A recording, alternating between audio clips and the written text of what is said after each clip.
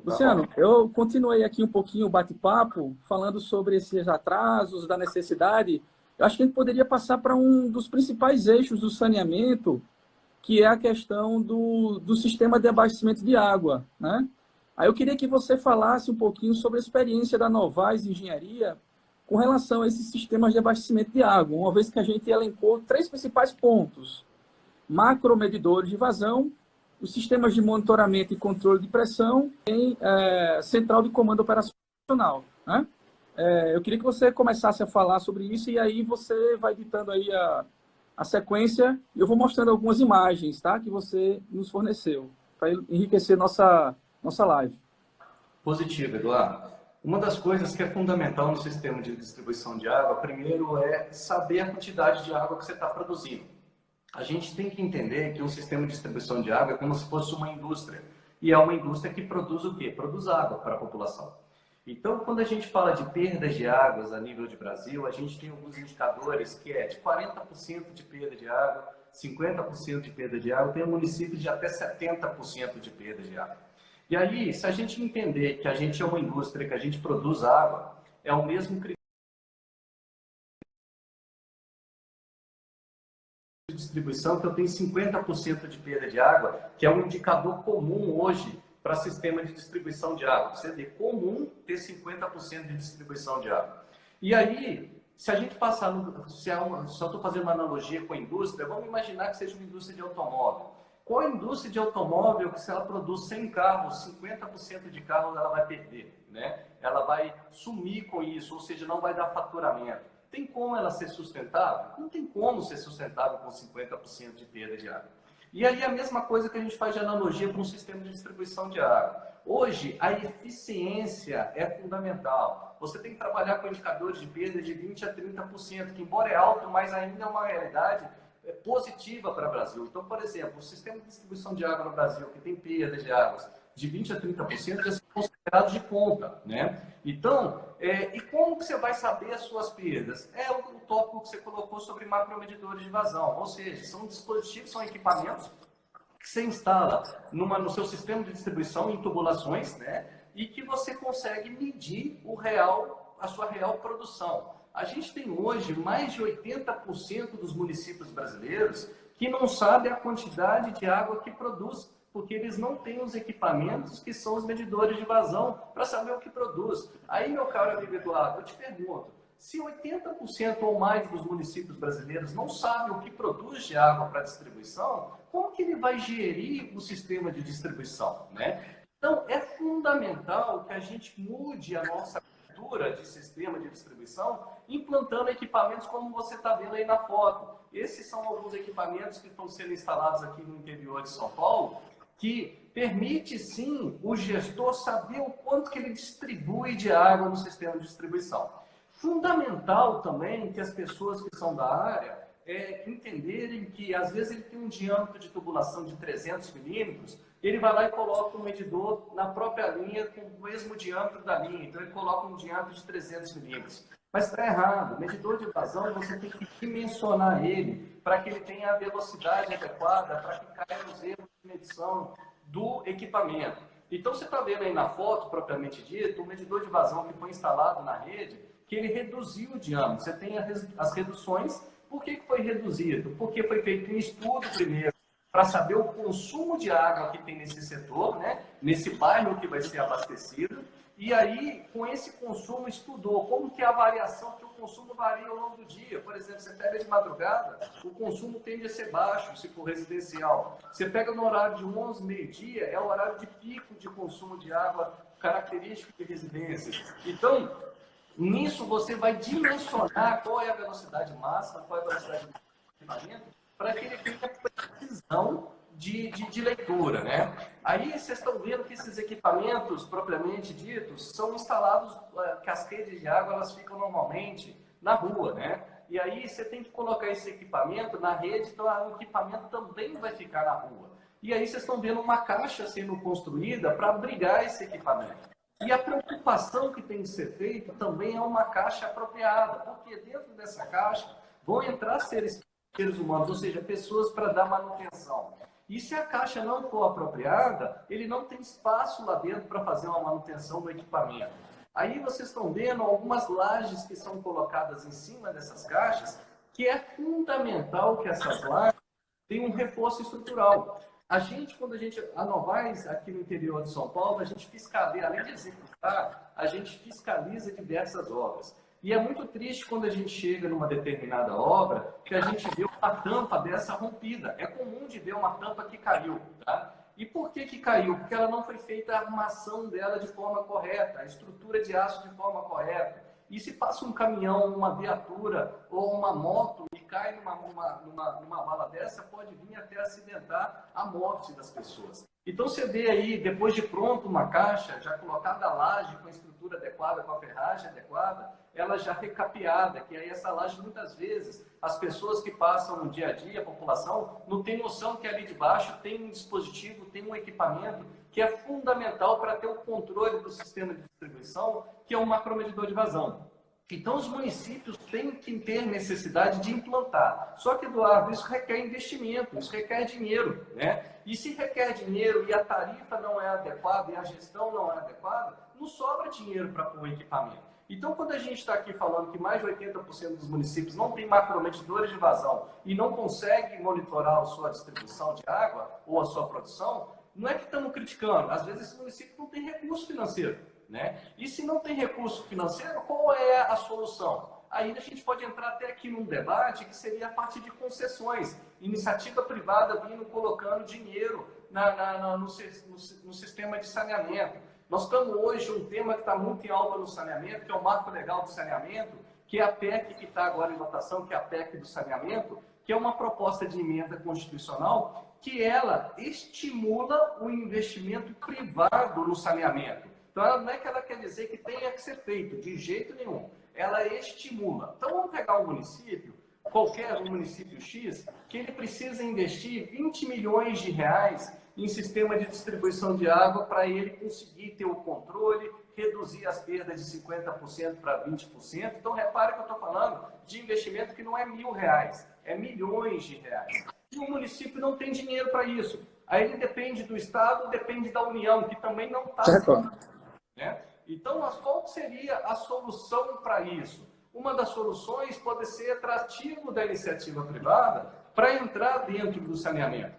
E como que se põe esse atrativo da iniciativa privada? Seria modelos de concessões. O que é um modelo de concessão propriamente dito? Você deixa uma empresa, através de um processo licitatório, lógico, tudo dentro das leis necessárias, mas se você deixa uma empresa operar o serviço de água e empresa, através de um processo licitatório, lógico. Está escutando, Eduardo? Eduardo, está me ouvindo? Tô. Pode continuar. Então tá bom. Então, a parte de concessão, você deixa alguma empresa privada operar o serviço por um determinado período de tempo. Então, vamos supor, ela fica 30 anos gerindo a parte de serviço de água e esgoto do município. No entanto, ela tem que investir tantos milhões de reais em 10 anos, mais tantos milhões de reais em 20 anos e tantos milhões de reais em 30 anos. Só que isso daí vai requerer do município que também tem uma fiscalização, que é uma agência reguladora.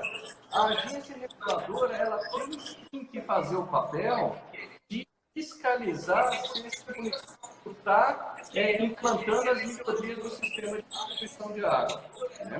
Então, é fundamental ter alguns dispositivos que tragam investimento para a área de saneamento, porque se não vier investimento para a área de saneamento, infelizmente, nós vamos viver uma situação que nós vamos só depreciar o que nós temos e as coisas vão ficar cada vez piores. E aí a gente está muito atrás de necessidade de melhorias no saneamento.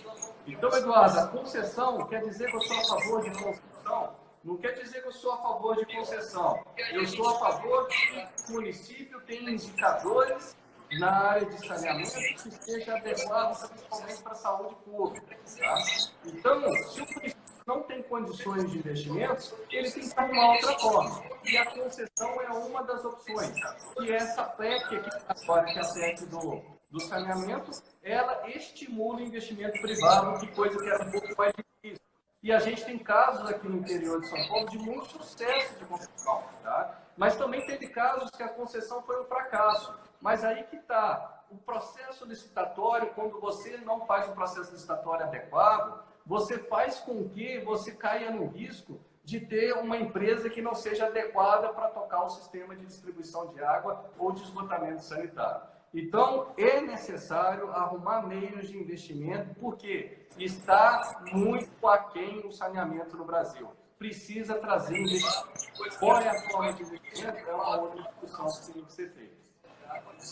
Nessa foto aí, Eduardo, você vê um sistema de monitoramento à distância, né? Em que é possível monitorar os níveis da reservatório, é possível, numa central de comando operacional, você saber se uma bomba está desligada, desligada, você saber qual é a vazão da estrada destinada à bomba, você consegue, sim, ter um gerenciamento do que você está fazendo com o produto que é a água no município. Né? E muitos municípios não conseguem ter esse sistema de controle, é automação e telemetria. Né? Aí você está vendo outras fotos que seria a calibração dos medidores instalados, porque não quer dizer que a partir do momento que eu instalo um equipamento, e quer dizer que ele está funcionando adequadamente. Todo equipamento requer verificação se ele está monitorando correto, se não está monitorando correto. Aqui é típico de pitometria, que a pitometria permite medições de vazões a jusante ou a montante de um determinado equipamento medidor de vazão, em que a gente consegue identificar com erros de até 2% se o medidor está marcando corretamente ou não. Então é fundamental que os gestores, além de instalarem medidores de vazão, que ele também instale dispositivos para estar fazendo esse monitoramento, né? Para ele estar acompanhando se o medidor está correto ou não. É igual qualquer equipamento ao longo do tempo, ele requer manutenção. É igual o nosso carro. A gente compra um carro zero hoje, daqui 6 meses, um ano e meio, a gente está precisando fazer manutenção. Então, o equipamento que a gente põe no sistema de distribuição de água, não quer dizer que eu coloquei ele hoje e eu vou virar as costas. Não, eu tenho que ficar verificando se ele está marcando correto ou não. E a pitometria permite fazer isso, que é um dispositivo que você permite penetrar dentro da tubulação, um tubo pitô, e com isso monitorar, assim, as vazões que estão distribuindo de água, e com isso você verificar se o seu medidor está correto. Aí uma outra foto de levar o equipamento a um determinado laboratório de calibração. Então você põe o seu equipamento no laboratório e você verifica se ele está marcando correto ou não. Uma outra dica para os gestores é o seguinte, que os gestores, ao comprar o equipamento de macromedidor de vazão de algum município, para algum município, ele exija laudos de calibração do equipamento, em que ele possa também visitar o fabricante para ver se o fabricante mostra como está sendo feita essa calibração do equipamento. Por quê? Se ele simplesmente aceitar um medidor de vazão, mas se ele não tem um laudo dizendo que aquele está calibrado adequadamente, ele vai estar comprando algo simplesmente para ter uma leitura. E eu costumo falar o seguinte, papel aceita tudo. O que é papel aceita tudo? Papel te permite qualquer leitura. Agora que aquela leitura está sendo marcada adequadamente, é outros 500. Então você precisa criar meios e mecanismos para que você verifique se o seu equipamento está marcando corretamente. E a pitometria, essa foto que você está vendo sendo monitorada, essa pitometria permite sim ajudar a ter um diagnóstico se o seu equipamento está marcando corretamente ou não, né? Você mostrou outra foto ali, Eduardo, que seria um panorama geral do município, em que você consegue mostrar suas unidades de operação, né?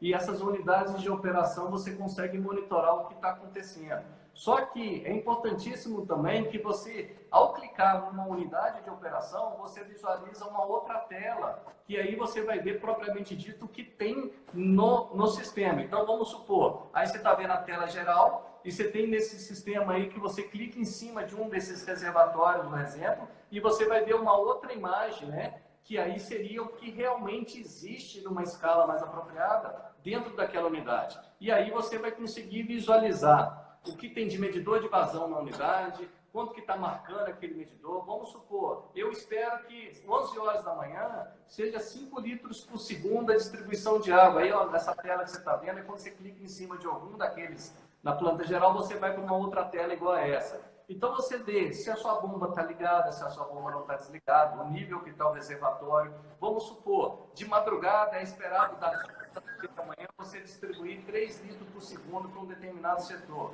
Opa, eu estou distribuindo 15 litros por segundo de 2 às 3. O que está acontecendo? Ou seja, você está identificando o problema de forma mais rápida, né? Se você identifica o problema de forma mais rápida, você vai no campo e entende o que está acontecendo. E isso tudo, Eduardo, requer investimentos. Então, aí é uma outra tela que você consegue visualizar de um sistema de distribuição para você ter o controle. Só que isso que a gente estava falando precisa de investimentos. E os investimentos não são baratos, tá? Revestimentos que não são dinheiros de, digamos assim, de 100 reais, 200 reais. São, às vezes, até milhões de reais de investimento. Por isso, há necessidade de atrair o meio privado para colocar dinheiro no saneamento para que a gente recupere. E aí vem uma pergunta que você pode me falar. O porquê que nós depreciamos tanto o saneamento? O problema do saneamento hoje são dos gestores existentes hoje? Não. O problema que nós estamos vivenciando hoje no saneamento no Brasil é em virtude de uma falta de gestão de 30, 40 anos atrás, que fez com que muitos municípios hoje estão um caos no sistema de abastecimento de água e de esgotamento sanitário. E aí você está vendo uma foto que seria instalação do medidor de vazão num bypass, tá? Para que isso? O dia que eu precisar tirar o medidor de vazão para uma manutenção, a linha não fica sem sistema de distribuição. Você faz uma manobra de registro e o sistema continua assim abastecendo. Então, é fundamental que implante sistemas de investimentos. Aí você está vendo o momento de instalação de um equipamento que não é simples, você está dentro de uma vala, e isso muitas vezes tem a questão do alagamento da vala, e a importância aí fica a dica para quem instala medidores de vazão, pedir os equipamentos que sejam IP68. O que é um equipamento IP68? É aquele equipamento que consegue operar submerso à água, tá? Então, porque a gente está trabalhando no local que pode sim dar vazamento. Se pode dar vazamento, então é importante que os equipamentos sejam com grau de proteção IP68, porque se alagar você não perde o equipamento que não é um equipamento barato, é um equipamento caro. Muitos desses equipamentos não têm grau de proteção IP68, então a especificação técnica para comprar um equipamento desse é fundamental para que os gestores não tenham nenhum tipo de problema de investir e depois não conseguir operar de forma adequada. Durante a nossa conversa, que o áudio parou lá atrás, eu acredito que você estava falando muito sobre a arrecadação na área de saneamento. E a parte de drenagem pluvial é uma área que ela requer investimentos também, mas ela provavelmente, grande parte dos municípios, ou grande parte das pessoas nem sabem como que é arrecadado o dinheiro na parte de drenagem pluvial. E muitos municípios nem têm a tarifa de drenagem pluvial. E muita gente, vou falar de forma mais popular agora, vê um bueiro existente aí perto da sua casa, na sua rua, né? Qual que é a função daquele bueiro que é chamado também de... tem locais que chamam de bueiro, mas o nome certo é boca de lobo, tá? Qual é a função daquela boca de lobo? A água de chuva que escoa pela sarjeta, ela é coletada naquela boca de lobo, joga-se para uma tubulação, né? Que seriam as galerias, e essas galerias distribuem essa água pluvial para os mananciais, afastando o problema de enchente. O problema é que muitas dessas bocas de lobo são entupidas, né? E ao serem entupidas com resíduos sólidos jogados de forma irregular na rua, alguém precisa desentupir. E quem que desentupe isso? Na verdade, é o gestor que tem que ter um planejamento do município para fazer o desentupimento. Só que isso requer investimento, Eduardo. E se não tem tarifa para a parte de drenagem pluvial, da onde vai tirar esse investimento? E fora isso, a cidade vai crescendo, a rede começa a não suportar mais. Eu preciso ampliar aquela rede, isso vale para tudo. Rede de água de abastecimento, rede de esgoto sanitário, rede de drenagem pluvial. Se a cidade vai crescendo e aquela rede não suporta, tem que ampliar as redes. Investimento para isso. Como é que se faz? Né? Então, há necessidade, sim, de mudar a cultura, de buscar recursos financeiros para o saneamento. É fundamental, porque isso é saúde pública e desenvolvimento. Aí você vê uma foto de um painel elétrico, que eles têm dispositivos hoje em dia, que são dispositivos que permite você ter uma automação do processo de distribuição. Então, por exemplo, eu tenho uma bomba que fica ligada o tempo todo para mandar água para um determinado bairro, para um determinado reservatório. E eu tenho custo de energias muito alto. Aí eu te pergunto, precisa essa bomba ficar ligada o tempo todo? Não precisa essa bomba ficar ligada o tempo todo na potência máxima. Tem dispositivos que você permite uma automação, reduzir a rotação dessa bomba, para que alguns horários do dia não fique gastando energia de forma desnecessária e, com isso, sim, você conseguir melhorar os seus custos de energia. Se você perguntar qualquer serviço de água e esgoto, a maioria deles, eu não vou generalizar todos, mas a maioria deles vai falar que o maior custo que ele tem mensal é com a energia elétrica. Por quê? A energia elétrica ele tem que ficar bombeando água de Luciano, tem algumas perguntas aqui. Pode falar.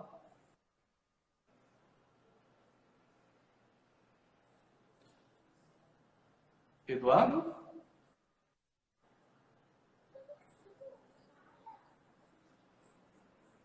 Eu estou com um delayzinho, mas vamos lá, tentar trabalhar aqui. O Zeno, o amigo Zeno, está perguntando o seguinte: no horizonte de crise fiscal dos entes federativos, no cenário pós-pandemia, quais poderiam ser as estratégias para ampliar as concessões? Positivo. E vai ter que ser isso, viu? Porque o governo federal vai sair dessa situação. E a outra pergunta é possível adicionar uma tarifa mensal de cobrança para drenagem e resíduos junto com a conta de água e prever isso no plano de saneamento?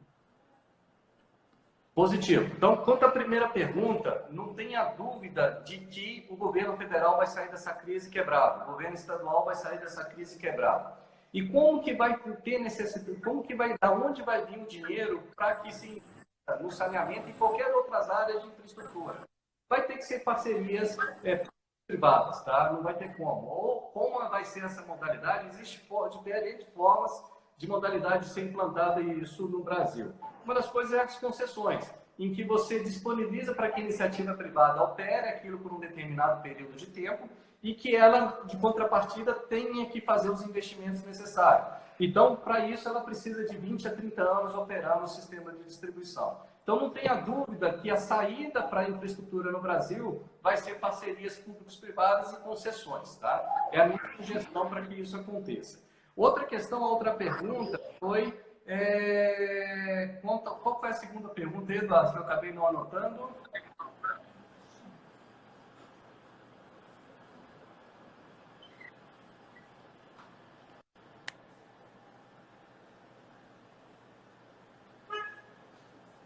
Eduardo? É possível adicionar uma tarifa mensal de cobrança para drenagem e resíduos junto com a conta de água e prever isso no plano de saneamento? Desculpa, eu estou com um delay. Tá. O próprio plano, ele recomenda que isso tudo seja integrado. Então, é possível, mas desde que mude as legislações municipais, que você tem que primeiro alterar a sua legislação municipal, e o importante é que o gestor seja unificado. Então, você fazendo o gestor unificando todos os 4 módulos, aí sim você consegue colocar uma tarifa unificada. Então, primeiro passo, unificar os 4 módulos no mesmo gestor. Fazendo isso, você consegue sim unificar as tarifas para que o mesmo usuário possa pagar a mesma conta de água. Tá?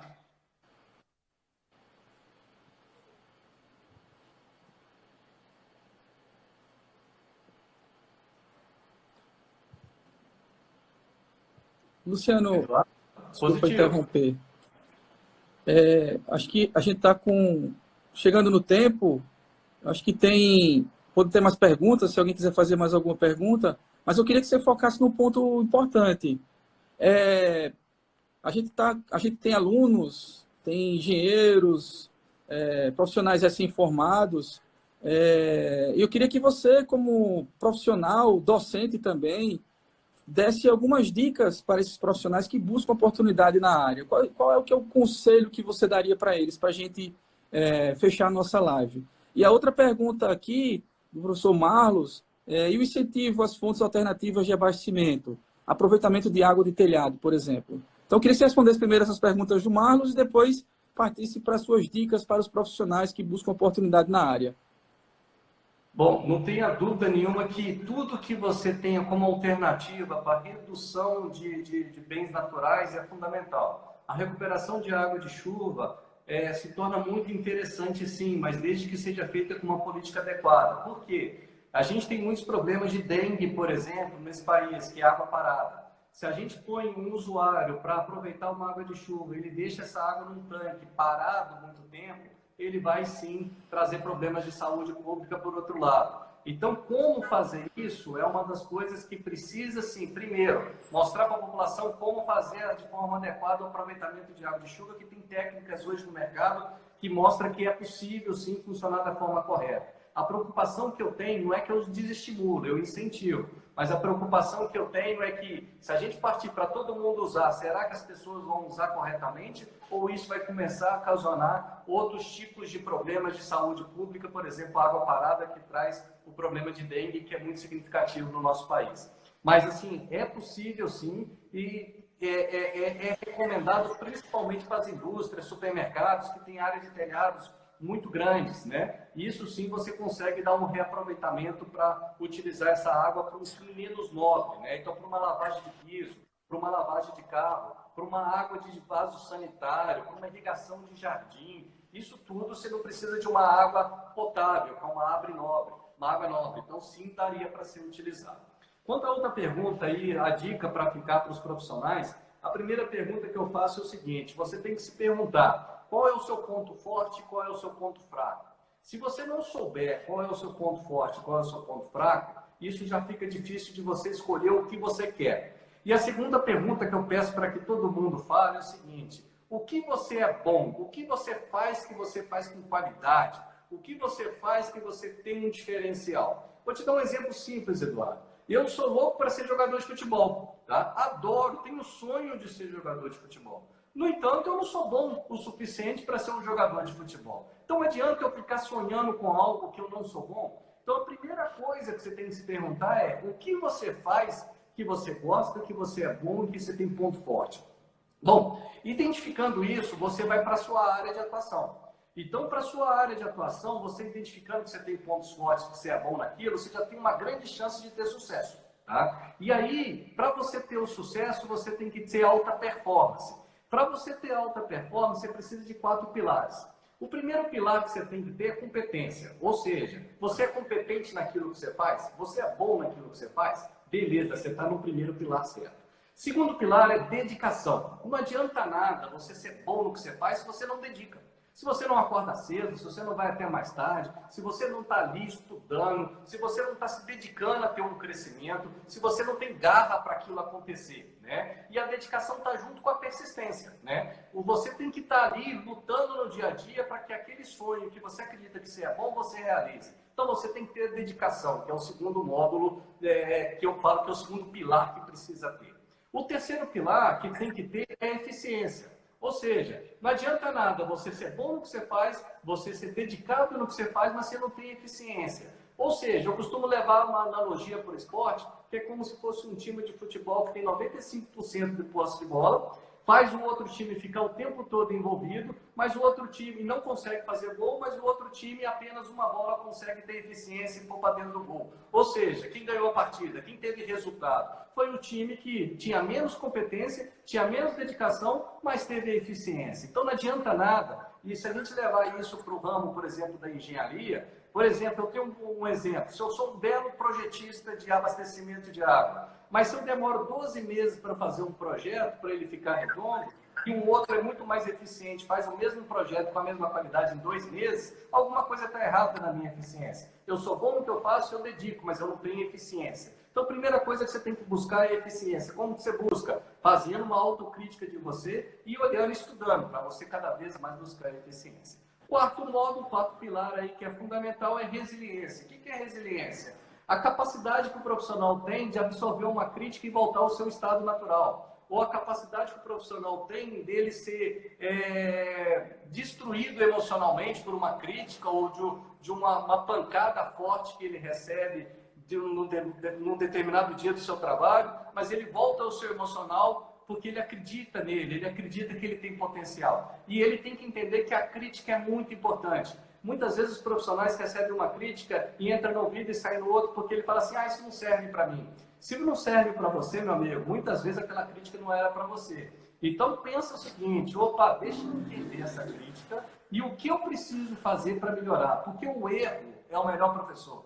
É fazendo e tendo a oportunidade de errar, ele é o melhor ensinamento que tem. O problema é que as pessoas entendem que o erro não está com ela. né? E quando não está com ela, ela não tem isso como o melhor professor de ensinamento.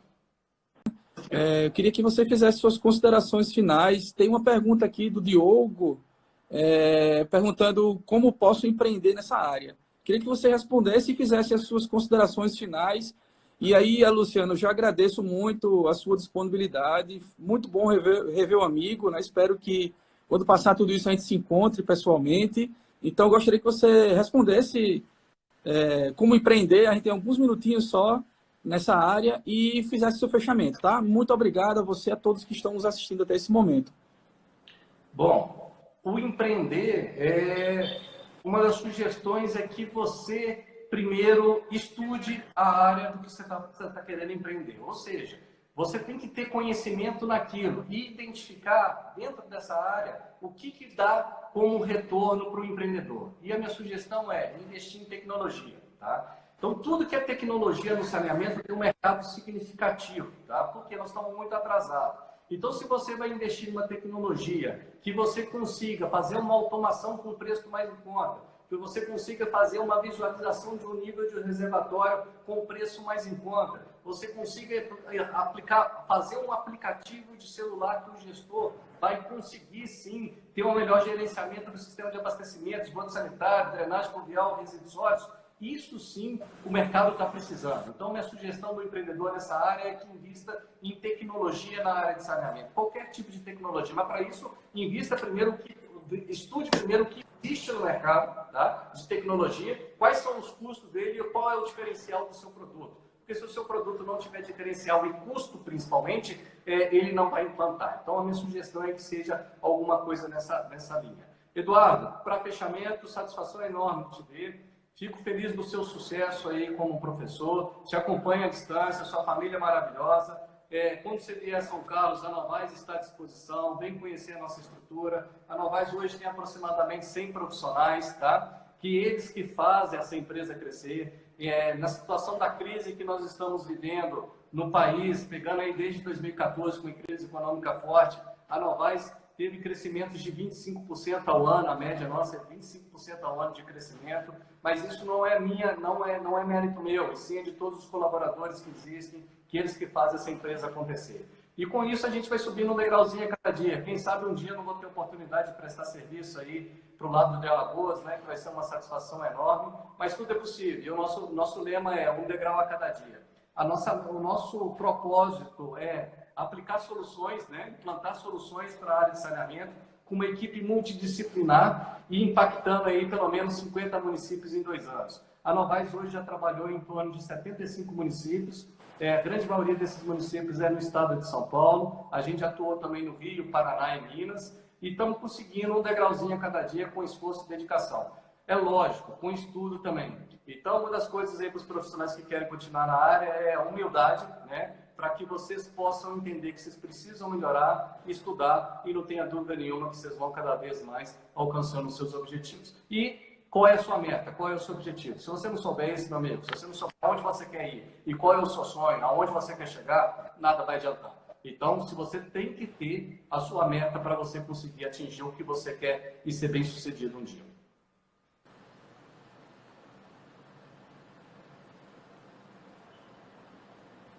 Bacana, o tempo nosso está encerrando, mas agradeço muito a você, a todos aqui que estão nos assistindo até o momento. Muitíssimo obrigado e até uma próxima live do Programa de Pós-Graduação em Recursos Hídricos e Saneamento aqui da Universidade Federal de Alagoas. Ok? Conto com vocês e um grande abraço a todos e todas. Até mais. Abraço. Valeu. Vou encerrar nesse momento.